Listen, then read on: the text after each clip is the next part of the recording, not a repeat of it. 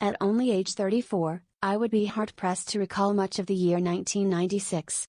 I was 9 years old, and my memories of that time are nebulous at best.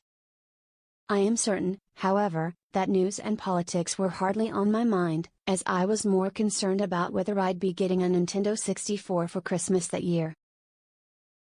I did not. Advertisement in that year, though, something would happen that wouldn't mean much to me until a decade later, and even more to me 2 decades later. National Review Online was born.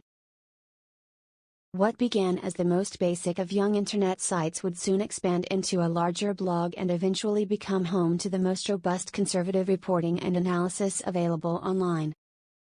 I was first influenced by the publication nearly a decade after the site was launched.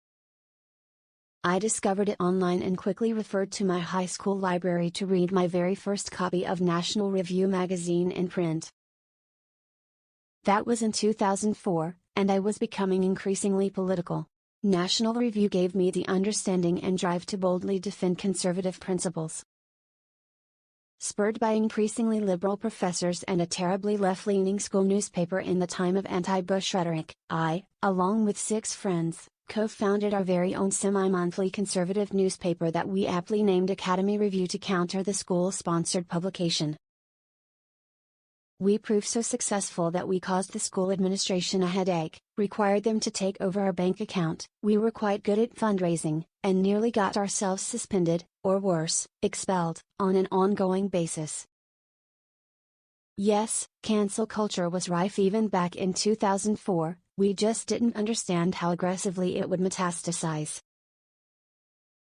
Advertisement flashed forward another decade to 2016, 20 years after National Review Online was born, and I would find myself reconnected with the famous conservative journal once more when I was invited to interview for the publisher position. Since I'm writing this post under my own byline, you already know how that story ends, and I will spare you the details, though it does make for an entertaining story for another time. Advertisement. My point in sharing this with you is to highlight that, while the face of National Review Online has changed over the last 25 years, its mission and its impact have not.